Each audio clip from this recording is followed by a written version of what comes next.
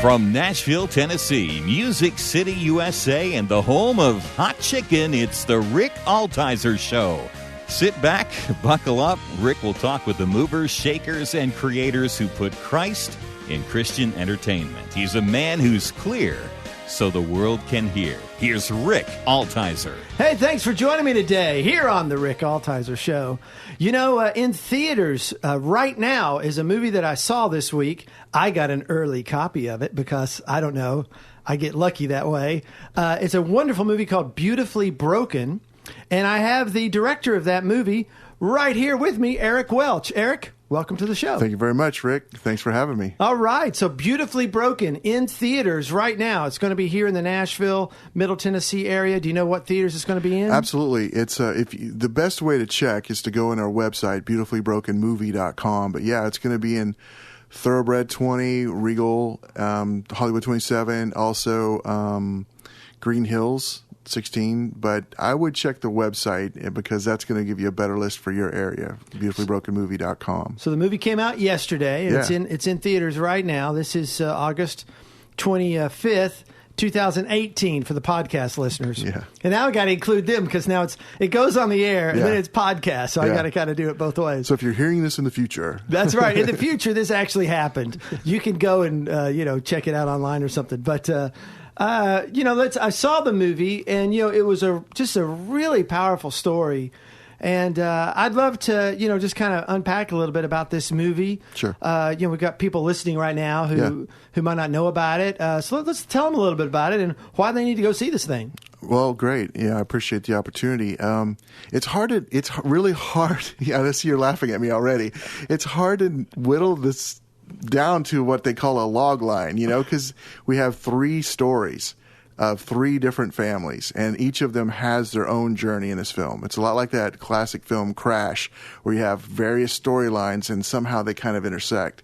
So, our tagline is three families, two different worlds, one incredible true story, because it is based on a true story.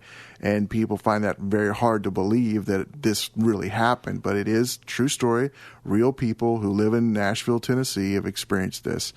And the film really, to me, is a journey of the hardships people go through, but not the hardships, but how they overcome those, and how we all have common values and common ideals that we share, no matter whether we're around the world or whether we're neighbors.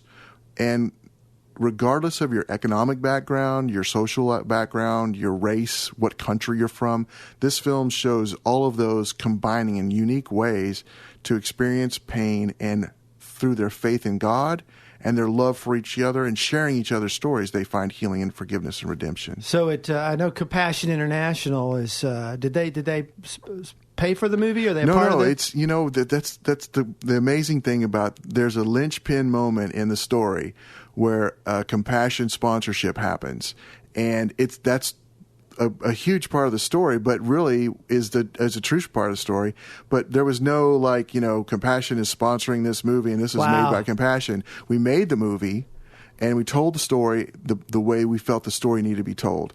And then we shared it with Compassion. And man, I'll be honest with you, they're on board 200% now. Oh, absolutely. But it was a challenge getting to the people to, hey, check this film out, because your company and your ministry played a huge role in this film, and we had to work through several levels to get to the right people to say, you know what, this is our heart, this is our mission, and so that's just an amazing journey. That is, because I was watching it. It opens up in Rwanda. For those who haven't heard about the movie, opens up in Rwanda during the time when 800,000 were killed, and there's this terrible racial hatred going on. Right, tribal warfare. Yeah. Tribal warfare, and people are, I thought you handled the violence.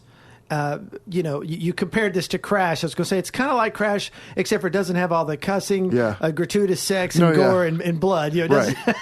Yeah. Other than those things, it's just like in the drugs. Well, it's just the parallels, man. I mean, I'm kidding. But So it's not a movie about the genocide, but the genocide of Rwanda really is the springboard of the whole story. It's a way to start it with some action, get people drawn into the film and the characters early on. And then that whole, touchstone foundation, the first 10 minutes maybe of the film, really sets the stage for the journey of William, the main character, his family, why he has to leave his family behind in Africa and start a journey that takes him to meet Randy Hartley in America. And you did it really well. I mean, my mom is in town visiting and staying with us, so she watched it with me. And she's very sensitive. She can't see a lot of violence and stuff or any kind of gore. And she did fine. So for those families out there, I think this is something that's done well. I mean, you're in Rwanda. People are killing each other, but it's done in such a way that it's not gratuitous. Yeah, I mean, I feel that way. All the hardships the families go through, specifically, though, this, you have to show what someone has gone through or is going through to understand the power of redemption in the end. I've said it before on other programs and talking in other interviews, and it came when I was talking to a class of Christian students at a school, and we were talking to them about the film, and I said, look, there is no resurrection without crucifixion, because Christ died. That is a dark moment. That is a reality. He died. But that's what makes the resurrection amazing, that he came back to life. And you have to touch on the darkness. You don't have to dwell on it. Like, we don't have to go and show multiple people being macheted or whatever. You don't have to see all that. Right. You get the idea of what's happening to people through symbolism. You get the touchstone of what's happening. And you're like, okay, I see what's going on with these people. I understand it. Viewers are smart. They get it. Right. So I think, Hollywood and a lot of films, they just double down on that stuff and really push it and push it and push it. It's like, man, once you understand what's happened to a person, you get it. So then what do they do after that? And that's what our movie's about. What do you do with those challenges? What do you do after that? I thought it was a really good job in the script of where you had this story happening of this family in Nashville, this is all, based on true stories. Mm-hmm. You've got this family in Rwanda who's having to flee for their life, and family members are being killed. And then you've got, some personal tragedies happening in the family here in Nashville. Right. And it's just interesting how these stories are all weaving together and the characters are coming together in different, and later in the story thing. It was just so neat how it was woven together. And like you said, it's almost like you think this can't be true, right. But the fact that it is makes it that much more amazing. But it is a strong redemption story. It's I think it's something you can take. Would you agree you could take family to it? I would say you could take your family to it. It's rated PG-13 for a reason. And we didn't want to get an R, obviously, because that wouldn't hurt us. But, man, honestly, we had a lot of conversations about how to approach these things. And we wanted our audience, I think Christians want movies that feel real.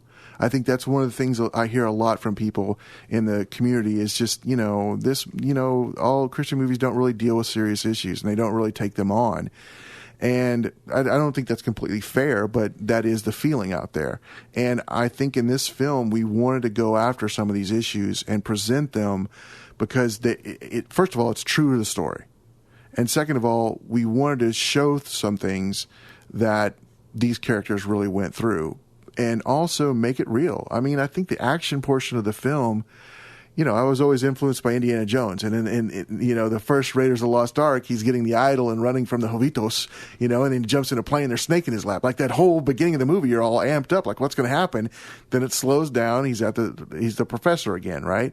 So that influenced me. I wanted to start the movie off with a little bit of action and draw people into these characters and their challenge right off the bat. You feel that. And so, to go back to your question, the PG-13, it has that for a reason. I don't know that I would take young children below 13 to this film. 13 and but up. I think it is a teen to an adult movie because we have teens going through challenges. You see that in the film, and their parents, how they handle that. So that was a little bit of a journey to traverse through all of that and make it relevant, make it strong, make it emotional, but not go too far, and make sure that faith based audiences could experience this film. Yeah. You're listening to the Rick Altizer Show. My guest today is film director Eric Welch, and we're talking about his new movie, Beautifully Broken, which is in theaters right now. You can go right tonight. You can go and see this movie. Just opened yesterday here, and it's 600 theaters across America. So, I'd love to talk with you about where you filmed this. What were your locations? Well, we filmed in Louisiana for the Nashville-based portion Why of would the you film. film in Louisiana? I know, people ask that. You're in Nashville. Why would you not do Nashville? Trust me, I would have loved to film in Nashville and slept in my own bed. But, I'll be honest, completely frank with you. That's why we're here. That's what we want. As a filmmaker as well, there's a thing called tax incentives. Yep. And so certain states have them. And so for every dollar you spend in their state, you get 30 cents back. Or right. I think, is it 30 or 40? I couldn't remember. But, when you're getting almost, if you're spending $100,000 and you're getting 30 back, that's a lot of money. Right. So 30% of your budget. Yeah. I mean, yeah, let's go to Louisiana. It's now, kind of a no-brainer. Nashville. I heard Tennessee used to do that.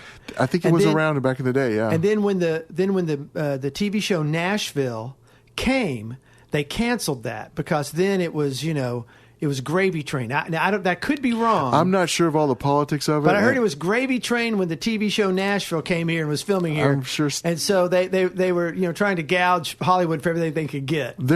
I think there's been several movies that are about I can't remember the guy's name now. That's terrible.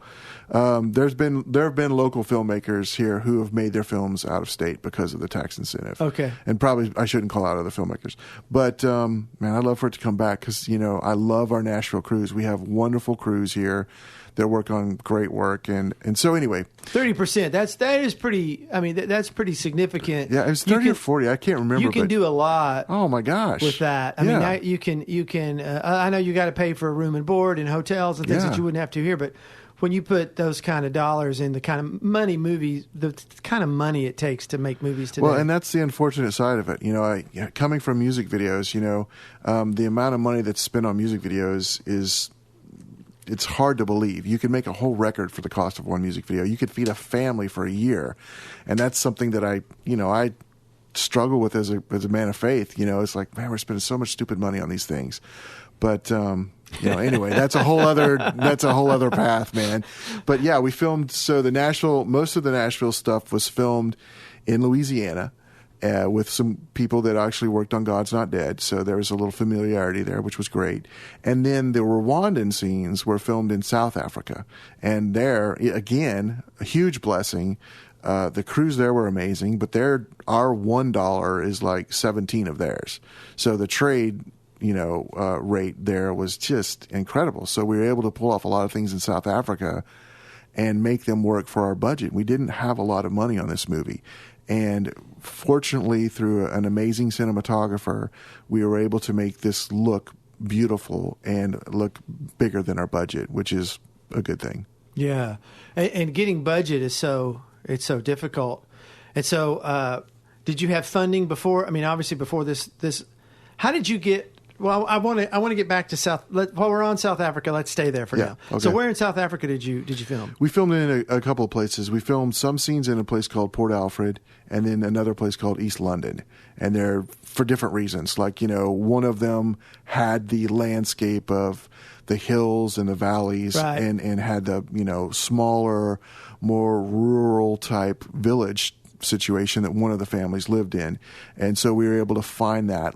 It looked real. And then, when you see the film, folks, and obviously you've seen it, some of the scenic looking down into the valleys and the hills, it was just gorgeous. And so that was an amazing experience there. And then the other was in East London, was for more of the city things there's three families, obviously one American, two Rwandan. And so each of the families has a different cultural look and color tone to the film. So, you have to draw that aesthetic to make people see the differences in the families. Okay, amazing. And so what are some of the challenges, first off, doing a shoot in Louisiana? Okay, you talked about how you like to be in your own bed. What are some challenges doing that? And then going to South Africa, what are your challenges in in filming, making a movie making outside of, cause I do all these little documentaries. I'm kind of, carrying it on my back everywhere I go. I can make it. So talk to me about just the navigation of different locations. Well, I think, so my core background is music videos. I've been doing music videos for years, going back to DC Talk.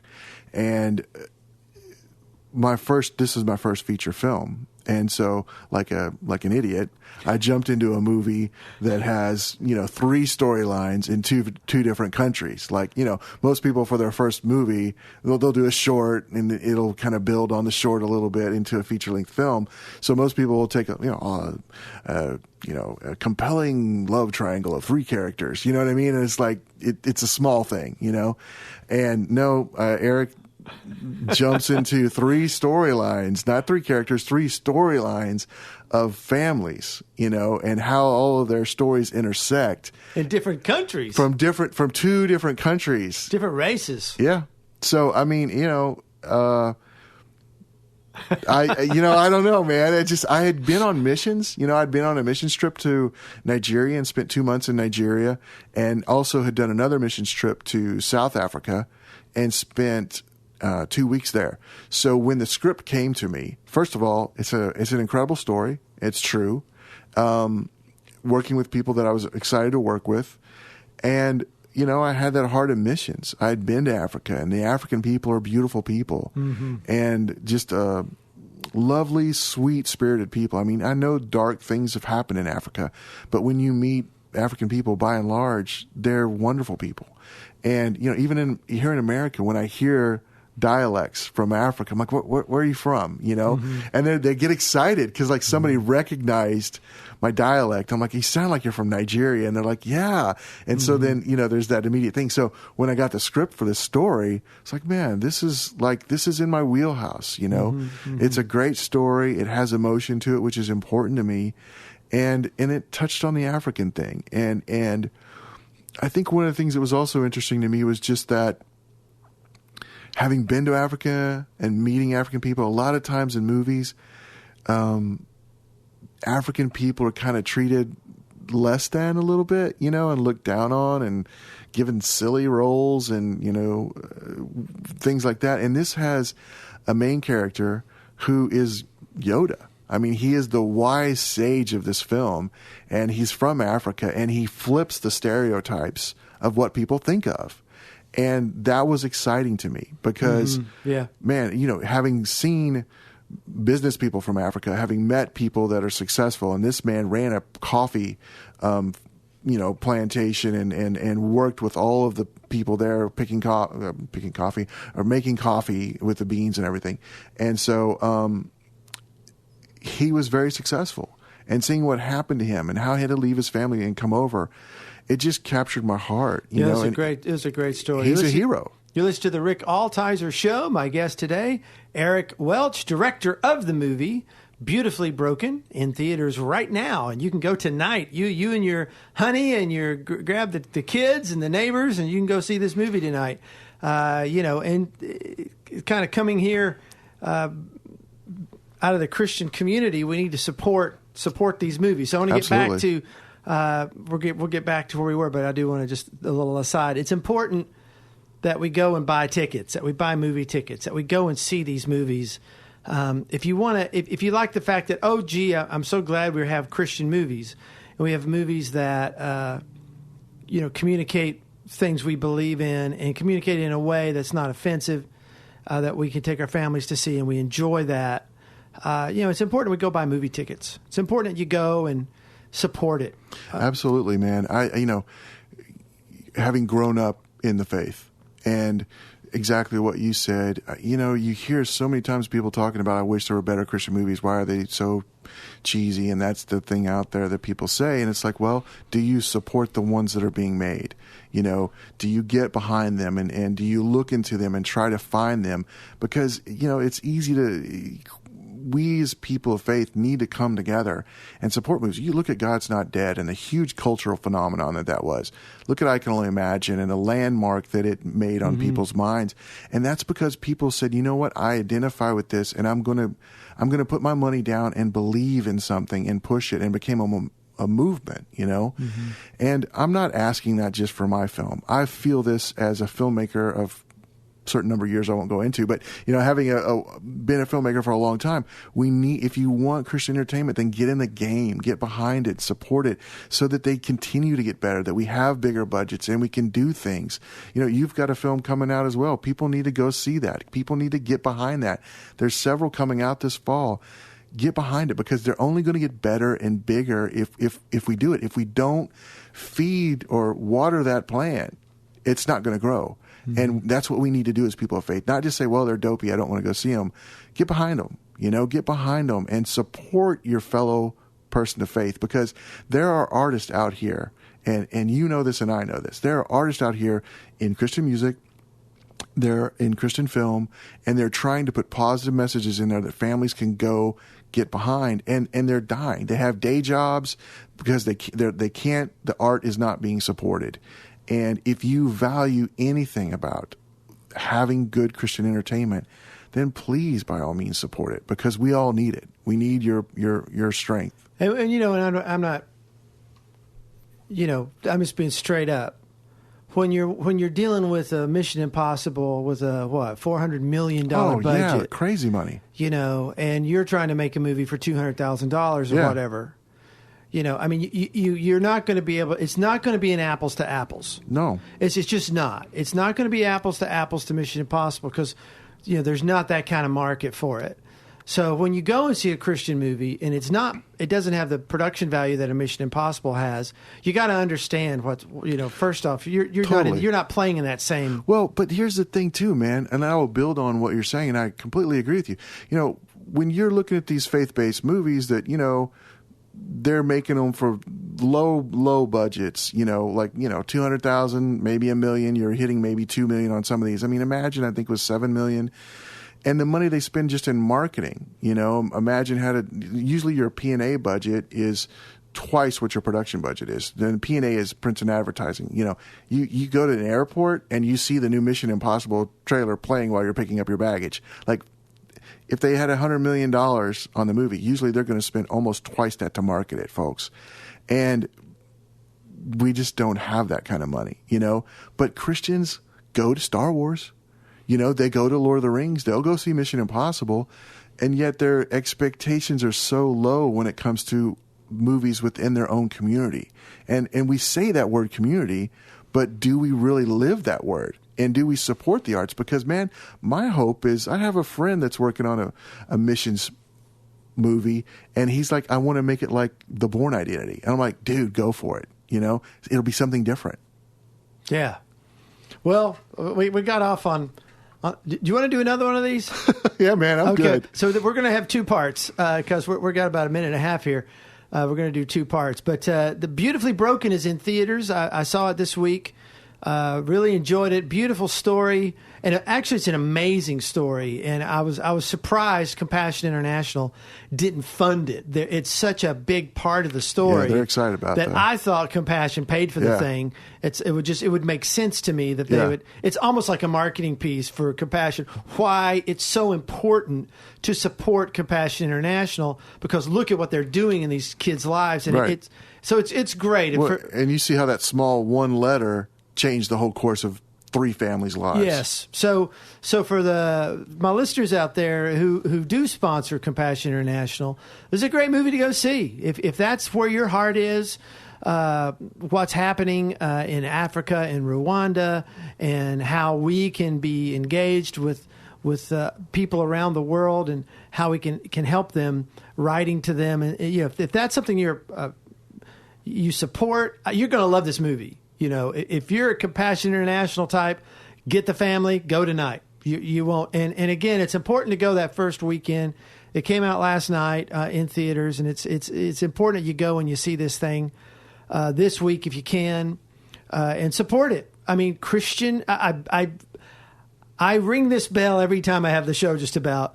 we've got to support Christian movies or there won't be Christian movies. So if you want Christian movies, you need to go out there and support them. And so we're going to continue this discussion. There's so much more I wanted to talk about. We didn't even get there. So we're going to continue this discussion next week. So all you guys can go watch the movie tonight. And then next week you can hear part 2 with my guest, Eric Welch. And we are so glad you're here today. Thanks for coming, Eric. Thanks for having me. All right, next week. Talk to you soon. Okay. If there's a show you've missed, you can go to my website, rickaltizer.com, and catch up. Or you can listen to my podcast in iTunes or wherever you hear your podcasts. Just search for The Rick Altizer Show. Altizer is spelled Altizer. I want to thank you for listening. Hey, would you tell a friend about this show and share the love? Be sure to check us out again next week as we discuss how we communicate the gospel through media to our culture. Let's be clear so the world can hear. I'll talk to you next week. Thanks for listening.